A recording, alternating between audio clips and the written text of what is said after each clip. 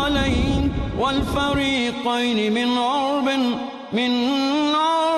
ومن عجم هو الحبيب الذي ترجى شفاعته هو الحبيب.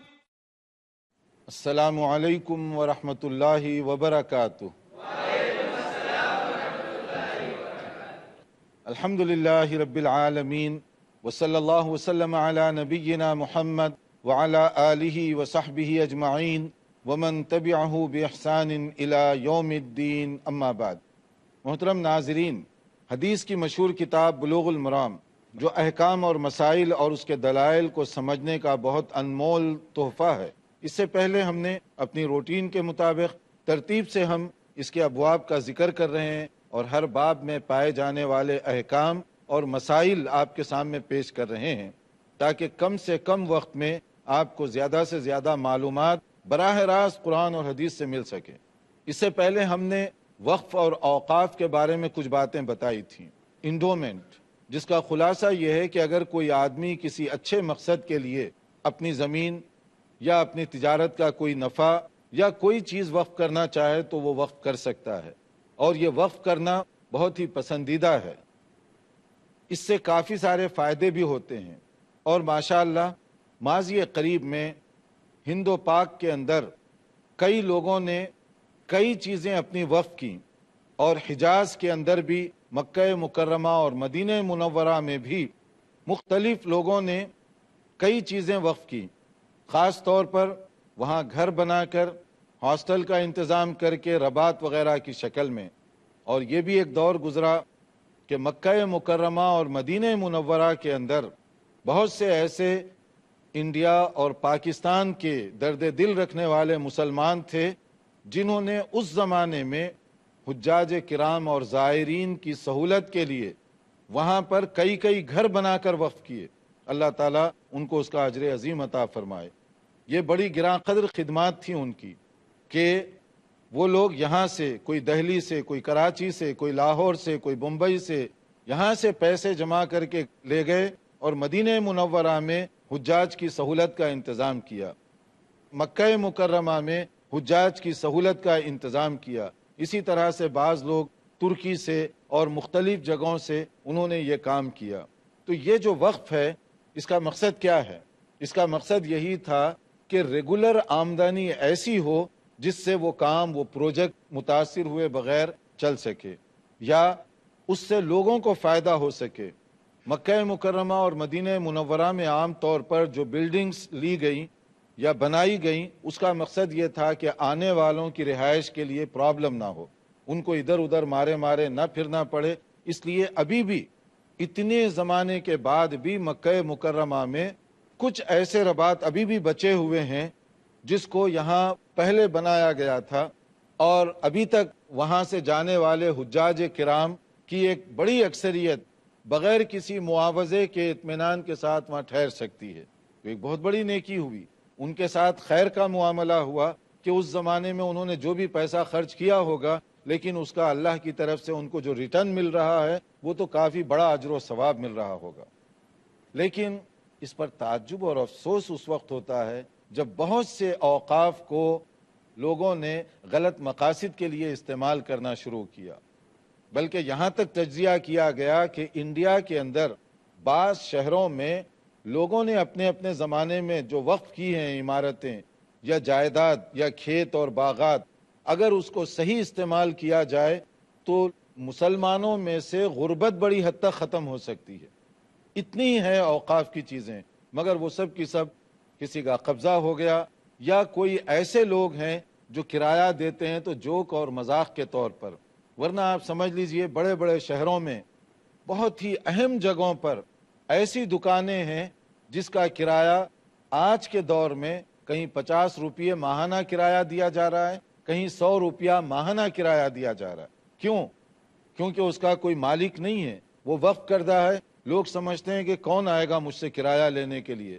اگر کوئی جھگڑا کرے تو بتا دیتے ہیں وقف کا کاغذ ہے، میں کرایہ دے رہا ہوں. کتنا دے رہا ہوں یہ نہیں بولے گا وہ. اس کے اندر درج کیا ہے؟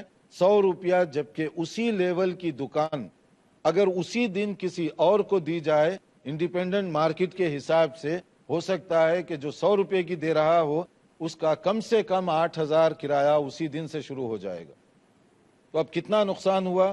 وہ مسجد کا نقصان ہو رہا ہے، وہ دینی ادارے کا نقصان ہو رہا ہے، اور وہ قابضین وہ لڑنے مارنے مرنے پر اتر آتے ہیں. اس لیے کوئی نہیں چاہتا کہ وہاں پر جائیں اور ان کے ساتھ اس طرح کا جھگڑا یا اس طرح کی بات چیت ہو جس سے اپنا نقصان کر بیٹھیں، اس لیے لوگ ان کو چھوڑ دیتے ہیں. مگر یاد رکھیے، اگر کوئی چیز اس طرح غلط طور پر کوئی اپنے قبضے میں لیتا ہے، شرعی طور پر یہ اس کے لیے جائز نہیں ہے، آپ کی ملکیت نہیں ہے، لہٰذا آپ اس پر غلط تصرف کرتے ہیں، اللہ تعالیٰ کے پاس باز پرس ہوگی. جتنے دن آپ رہیں گے، جتنا آپ نے ظلم کیا، بدلہ وہاں پر پھر چکانا ہوگا.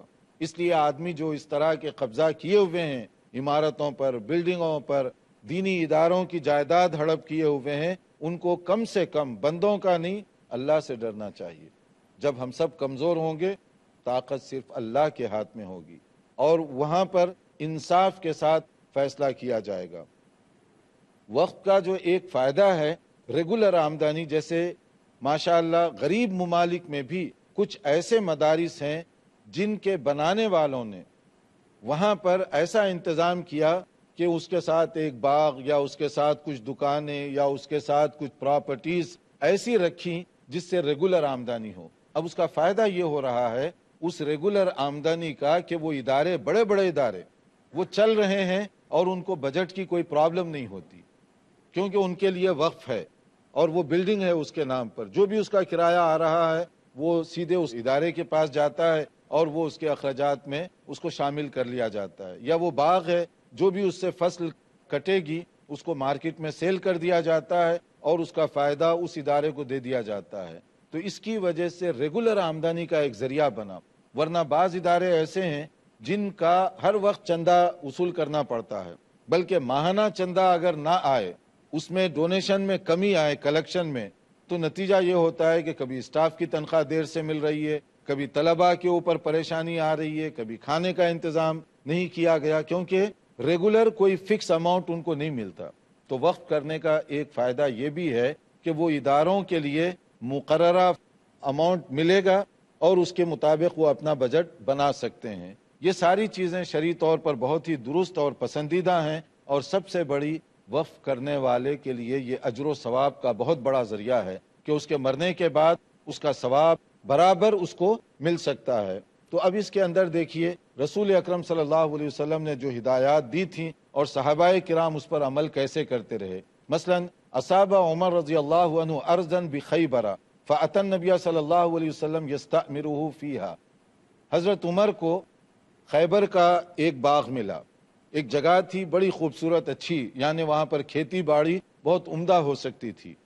تو حضرت عمر دیکھیے صحابہ کے سوچنے کا انداز، نبی صلی اللہ علیہ وسلم سے مشورہ لینے کے لیے آئے. تو اس سے ایک بات یہ بھی معلوم ہوئی، اہم موقعوں پر جو ذمہ داران ہیں اگر آدمی ان سے مشورہ لیا کرے تو وہ بہت اچھا ہوتا ہے، اور مشورہ لینے کی وجہ سے آدمی کو بعد میں ندامت یا پریشانی نہیں ہوتی. وہ مشورہ لینے کے لیے آئے تو فقال یا رسول اللہ صلی اللہ علیہ وسلم انی اصبت ارضا بخیبر لم اصب مالا قد هو انفس عندي منه. اے اللہ کے نبی صلی اللہ علیہ وسلم، مجھے اللہ نے ایک ایسی جگہ دی ہے جو بہت عمدہ اور نفیس ہے، اس سے بہتر جگہ مجھے کبھی نہیں ملی، تو میں کیا کروں؟ فقال، آپ نے فرمایا ان شئت حبست اصلها وتصدقت بها. اگر تم چاہو تو اس کی ملکیت اپنے پاس رکھو، آمدنی کو وقف کر دو، صدقہ کر دو. یہ بھی ہو سکتا ہے وقف میں کہ آپ یہ کہیں کہ میں یہ بلڈنگ وقف کر رہا ہوں اس ادارے کے لیے، مگر اس کی ملکیت میرے نام پر ہی ہوگی یا میری اولاد کے نام پر ہوگی، ملکیت میں اس کو ٹرانسفر نہیں کروں گا، البتہ اس سے جو آمدنی ہوگی میرے بچوں کا اس پر حق نہیں ہوگا، میرا اس پر کوئی حق نہیں ہوگا، وہ براہ راست اس ادارے کو ملے گا. اس کا فائدہ کیا ہے؟ اس کا فائدہ یہ ہے کہ بعض اوقات اگر ادارے کے نام آپ ساری جائیداد منتقل کر دیتے ہیں، آج اچھا آدمی ہے ادارے کا ذمہ دار، کل اگر کوئی گڑبڑ والا آدمی آ گیا تو وہ گڑبڑ بھی کر سکتا ہے نا آپ کی جگہ کے ساتھ، کیونکہ اس کے نام پر منتقل ہو گئی، وہ جو چاہے کر لے اگر اس کو اللہ کا ڈر نہ ہو. اس لیے اگر آپ مالکانہ حقوق کو اپنے لیے ریزرو کرتے ہیں، یہ گڑبڑ نہیں ہوگی، پھر اس کی آمدنی برابر جائے گی، مگر کبھی کوئی خطرہ ہو تو آپ اس سے روک تھام بھی کر سکتے ہیں۔ اسی طرح سے اگر آپ چاہیں تو یہ بھی کر سکتے ہیں کہ یہ باغ، اس سے جو آمدنی ہوگی میں اپنے گھر بار کا جو خرچہ ہے وہ نکال کر باقی وقف کر رہا ہوں فلاں ادارے کے نام، ایسے بھی کر سکتے ہیں۔ مان لیجئے کہ ہر سال آپ کی زمین سے 100 بیگ چاول پیدا ہوتا ہے، آپ کہتے ہیں کہ میرے گھر کی جو ضروریات ہیں اتنا نکال کر باقی کا میں وقف کر رہا ہوں، تو آپ کے گھر کو 10 بیگ کی ضرورت ہے، آپ 10 بیگ لے لیے، 90 آپ خیرات کر سکتے ہیں، وقف وہ چلا جائے گا۔ تو وقف کی کئی شکلیں ہیں، ٹوٹل وقف کرنا، ملکیت اپنے قبضے میں رکھ کر انکم پوری کی پوری وقف کر دینا، یا اپنے جو اخراجات ہیں گھر بار چلانے کے لیے وہ نکال کر وقف کرنا، یہ ساری چیزیں اس کے اندر شامل ہیں، یہ سب چیزیں درست ہیں۔ یہ اور اس طرح کی چیزوں کے لیے دیکھتے رہیے پروگرام، چونکہ وقت ہوا ہے ایک مختصر بریک کا، وقفے کے بعد حاضر ہوں گے انشاءاللہ۔ محمد سید الکونین والثقلین۔ ناظرین، وقفے سے پہلے ہم بتا رہے تھے وقف کے فائدے کیا ہیں اور اس کی کیا کیا صورتیں ہیں۔ ایک بہت ہی اہم چیپٹر ہے، اور انڈیا پاکستان میں بہت سی زمینیں، جائیداد، بلڈنگز ہڑپ کر لی گئی ہیں، یہ ایک سینسیٹیو ایشو بھی ہے، اس لیے ہم یہاں پر تھوڑی دیر کے لیے وقفہ دینا چاہیں گے، تاکہ اگر آپ کا کوئی اس میں سوال ہو تو پہلے کر لیجئے، اس کے بعد ہم آگے بڑھیں گے انشاءاللہ۔ جی، آپ کچھ پوچھنا چاہتے؟ السلام علیکم۔ وعلیکم السلام۔ جیسے شیخ صاحب آپ صدقے جاریہ کے بارے میں آپ بتا رہے ہیں، تو جیسے کوئی آدمی مر رہا ہے اور اس کو جو ہے خون کی ضرورت ہے، اور ہم اگر اس کو خون دے دیتے ہیں اور زندہ ہو گیا، اس کے بعد پھر اس کے کوئی اولاد ہوا اور کچھ ہوا، تو اس میں سے اچھے بھی ہوا برا بھی ہوا، تو کیا یہ بھی صدقے جاریہ میں آئے گا کہ مطلب؟ ماشاءاللہ، بہت زبردست آپ نے سوال کیا کہ اگر بلڈ دیا جائے، بلڈ ڈونر اور بلڈ ڈونیشن، اس کا حکم کیا ہے کہ وہ آدمی جو مر رہا ہے یا بیمار ہے تو آپ کے خون دینے کی وجہ سے اللہ نے اس کو صحت دی ہے، تو اس کا کیا بنے گا؟ بہت اچھا آپ نے کوشچن کیا کہ دیکھیے، اگر کسی آدمی کے ساتھ آپ ہمدردی کا معاملہ کریں، تعاون کریں، تو یہ خیر کی بات ہے۔ بلڈ ڈونیشن جو ہے شرعی طور پر بہت اہم چیز ہے، اور دینا چاہیے، دینے کی اجازت ہے، اس کی ضرورت بھی پیش آتی ہے۔ مان لیجئے اگر کوئی ایسا حادثہ ہو جائے کہ آپ کے کوئی فیملی کے آدمی، اللہ نہ کرے کبھی ایسی بات ہو جائے، کوئی آدمی گزر رہا ہے، ایکسیڈنٹ ہو گیا اور اس کا خون تیزی کے ساتھ بہہ رہا ہے، تو اس کو کیا کیا جائے گا؟ پہلے ہاسپٹل لے جائیں گے، اور ہاسپٹل والے کیا کریں گے؟ خون چڑھائیں گے۔ اگر ان کے پاس خون ہوگا تو چڑھائیں گے نا، تو اس کا معنی یہ ہوا کہ کسی نے وہاں پر خون جمع کروایا اور وہ خون وہاں بلڈ بینک میں موجود تھا، اس کا آپ کے رشتہ دار کو چڑھایا گیا، تو اس کا فائدہ ہوا۔ اگر وہاں دینے والے نہ ہوتے تو آپ کا جو رشتہ دار خون بہنے کی وجہ سے نڈھال ہو چکا تھا، تو اس کے لیے تو بہت بڑی بات ہو سکتی تھی۔ تو اس کا معنی یہ ہوا کہ دوسروں کے دینے سے آپ کے رشتہ دار کو فائدہ پہنچا، اسی طرح آپ بھی دیجئے تاکہ دوسروں کو فائدہ پہنچے۔ ہمارے ہاں ایک عجیب سا تصور ہے کہ خون وغیرہ عام طور پہ دیتے نہیں ہیں، نہ لوگ سمجھتے ہیں کہ یہ بھی کوئی دینی کام ہے، حالانکہ یہ دینی کام ہے، اس لیے کہ آپ دوسروں کی مدد کر رہے ہیں، دوسروں کی ہیلپ کر رہے ہیں۔ تو قرآن کا جو اصول ہے وَتَعَاوَنُوا عَلَى الْبِرِّ وَالتَّقْوَى وَلَا تَعَاوَنُوا عَلَى الْإِثْمِ وَالْعُدْوَانِ، اچھے کاموں میں مدد کرو، برائی کے کاموں میں مدد نہ کیا کرو۔ ایک مریض کی ہیلپ کرنا اچھا کام ہے یا برا کام ہے؟ اچھا کام ہے۔ اگر آپ اس کی ہیلپ کر رہے ہیں تو ثواب کی بات ہے۔ اسی طرح سے ایک ضرورت مند ہے، مثلا آپریشن تھیٹر میں ایک آدمی چلا گیا، اب سرجن کہتا ہے کہ اس کو فوری طور پر 5 باٹل خون کی ضرورت ہے، مثلا اگر وہ فوری انتظام نہ کیا گیا، آپریشن بھی فیل ہو جائے گا اور اس کے بعد اس کی صحت کے لیے ختم، بہت نقصان ہو سکتا ہے۔ اگر اس کے لیے کچھ لوگ مدد کرتے ہیں اور فوری طور پر خون دیتے ہیں تو ایک بہت بڑی نیکی ہوئی، بہت بڑا ثواب کا کام ہوا۔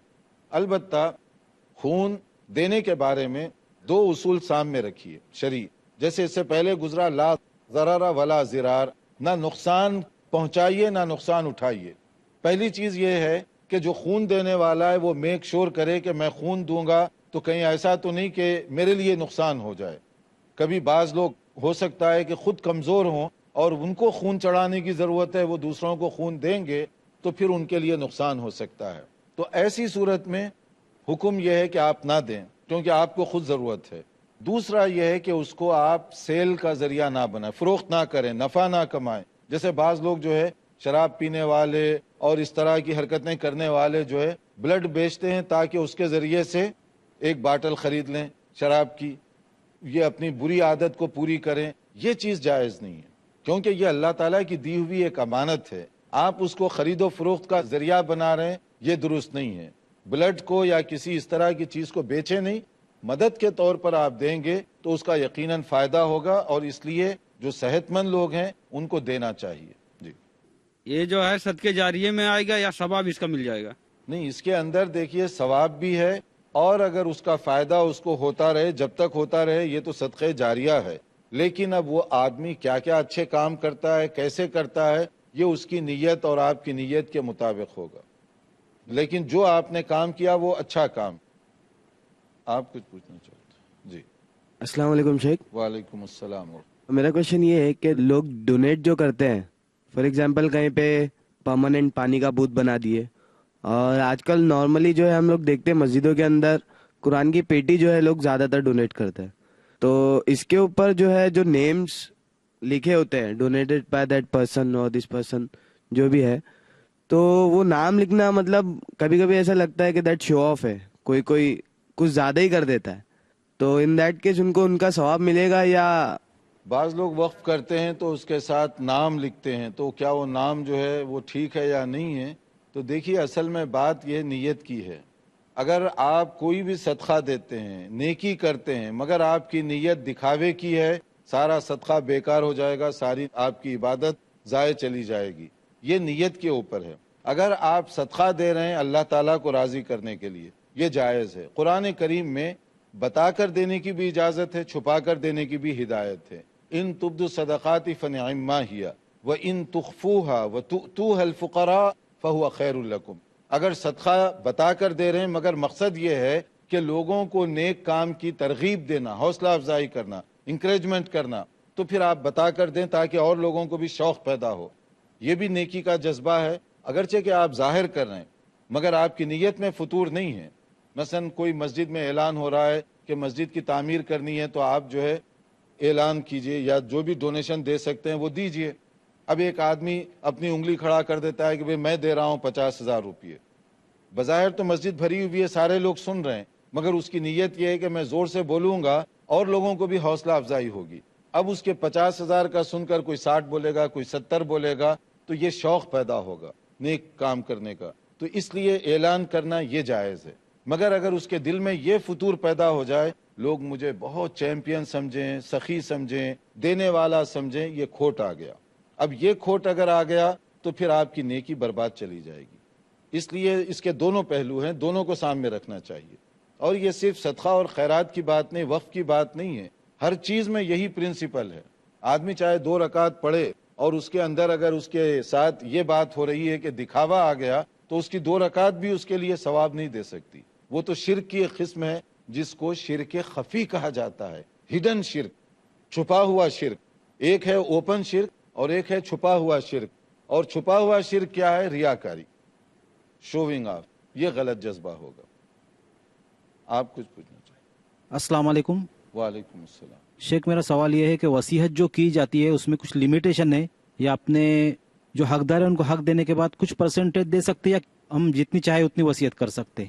وصیت کا انشاءاللہ تعالی آئے گا چیپٹر، لیکن وصیت کے بارے میں چونکہ آپ نے سوال کیا ول، تو اس کا طریقہ یہ ہے کہ اللہ تعالیٰ نے جن وارثین کو حقدار بنایا ہے ان سے آپ محروم ان کو نہ کریں. اس لیے وصیت ایک اسپیشل کوٹا ہے، اور اس کے اندر آپ کو یہ اختیار دیا گیا کہ جسٹ 1/3، 1/3 کے اندر آپ وصیت کر سکتے ہیں. باقی جو ہیں وہ جن کو اللہ نے حصہ دیا ہے، مقرر کیا ہے، وہ ان کو ملے گا. وہ آپ وصیت کریں 1/3 کے اندر. اس سے زیادہ کی وصیت اگر کریں گے بھی تو قابل قبول نہیں ہوگی.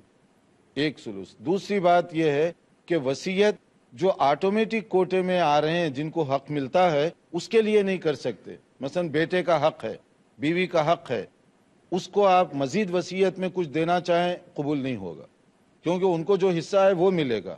وصیت میں ان کو آپ کور کریں جن کو آٹومیٹک حصہ نہیں مل رہا، آپ ان کو دینا چاہتے ہیں. تو دے سکتے ہیں وصیت کے ذریعے سے. یہ 2 اصول ہیں اس کے. جی آپ کچھ پوچھنا چاہیں؟ السلام علیکم سید. وعلیکم السلام. میرا سوال ہے کہ وقف کا صحیح حقدار کون ہے؟ اور ایک بات ہے کہ ویسٹ بنگال میں جو اسٹیٹ گورنمنٹ ہے ابھی وہ ایک نیا رولز بنایا وقف کے اوپر کہ اس اسٹیٹ میں جتنے بھی امام اور مؤذن ہیں ان لوگوں کو وقف کی مال سے سیلری ملتا ہے. تو یہ کتنا تک صحیح ہے؟ ہاں ماشاء اللہ. اس سلسلے میں جو آپ نے 2 سوالات کیے ہیں کہ پہلا سوال آپ کا یہ ہے کہ وقف کا صحیح حقدار کون ہے؟ وقف کا صحیح حقدار کیا ہے. جو آپ نے اس سلسلے میں ماشاءاللہ 2 سوال کیے. پہلا سوال کہ وقف کا حقدار کون ہے. دیکھیے وقف کا جو صحیح حقدار ہوتا ہے واقف جو وقف کرنے والا ہے اس کے اوپر ڈیپینڈ کرتا ہے کہ اس نے کیا لکھا ہے. اگر وہ لکھتا ہے کہ میری یہ دکان اس مسجد کے لیے استعمال ہو تو اسی مسجد کو جائے گی, دوسری کو نہیں جائے گی, کیونکہ دینے والے نے اس کو کنڈیشنل بنایا. اگر دینے والا یہ کہتا ہے کہ میری یہ جائیداد کسی بھی اچھے دینی ادارے کو جائے گی تو اس کے اندر آپ جس کو چاہے خرچ کر سکتے ہیں. وہ وقف کرنے والے کے اوپر ہے. اگر وقف کرنے والا کسی خاص ادارے کو دینا چاہتا ہے اسی پر اس کو خرچ کرنا پڑے گا, آگے پیچھے نہیں کر سکتے. باقی جو آپ نے دوسرا سوال کیا کہ آپ کے علاقے میں حکومت نے یہ سسٹم بتایا ہے کہ امام اور مؤذن کی جو تنخواہ ہے وہ وقف بورڈ سے جایا کرے گی, یہ جنرلی بہت اچھی بات ہے. اگر حکومت اس سلسلے میں انٹرسٹڈ ہے تو یہ دوسرے اسٹیٹ کی جو حکومتیں ہیں ان کو بھی اس کی نقل کرنا چاہیے, اس کو بھی اس کی کاپی کرنی چاہیے کہ پراپر ایک سسٹم بنے اور اس کے تحت جائے. مگر اس کے اندر ہر چیز کلیئر ہونی چاہیے کہ حکومت کہاں سے لا کر دے گی, کیسے دے گی, اگر بجٹ سے دے گی یا وقف سے لے کر دے گی یا کہاں سے دے گی, اور دینے کے بعد وہ کیا کرنا چاہتی ہے کہ آپ سے کوئی خاص ڈیوٹی لینا چاہتی ہے یا پھر وہ کہتی ہے کہ آپ امامت کیجئے, خطبہ دیجئے, مسجد کے کام کیجئے, تنخواہ ہم دیں گے. تو یہ چیزیں بہت کلیئر ہونا چاہیے, ورنہ اس کی وجہ سے غلط فہمیاں بھی پیدا ہو سکتی ہیں کہ حکومت, بعض لوگ کہیں گے اچھا یہ تو حکومت کا امام آ گیا, تو اب اس کی ریپوٹیشن خراب ہوگی, اس لیے کہ لوگ سمجھیں گے کہ حکومت کے امام کا مطلب ہے کہ وہ وہی بات کرے گا جو حکومت چاہے گی, جو حکومت چاہے گی اسی طرح سے درس دے گا. اگر یہ بات ہے تب تو یہ غلط بات ہو جائے گی. لیکن حکومت بطور مدد کے جیسے اور بہت سارے ادارے اور بہت سارے لوگوں کو تنخواہ حکومت دیا کرتی ہے, اس طرح سے وہ دینا چاہتی ہے تو پھر تو ایک اچھی بات ہے. اگر دوسرے بھی اس کی کاپی کریں تو یہ بہت اچھا سلسلہ ہوگا. یہ اور اس طرح کے بہت سارے مسائل ہیں, لیکن چونکہ ہمارا وقت بڑا محدود ہوتا ہے اس لیے ہم اس پروگرام کو یہیں پر روک رہے ہیں. انشاءاللہ تعالی ہم آئندہ لیکچر میں نئی معلومات کے ساتھ حاضر ہوں گے. دیکھتے رہیے ہمارا پروگرام. والسلام علیکم ورحمۃ اللہ وبرکاتہ. مولاي صل وسلم دائما أبدا على حبيبك خير الخلق كلهم محمد سيد الكونين والثقلين والفريقين من عرب ومن عجم هو الحبيب الذي ترجى شفاعته هو الحبيب الذي ترجى شفاعته لكل هول من الأهوال مقتحم. مولاي صل وسلم دائما أبدا. زکوٰۃ کا ادا کرنا ہر صاحب نصاب مسلمان پر فرض ہے. ڈاکٹر ذاکر نائک. زکوٰۃ ہمارے مال کو پاک تو کرتی ہی ہے لیکن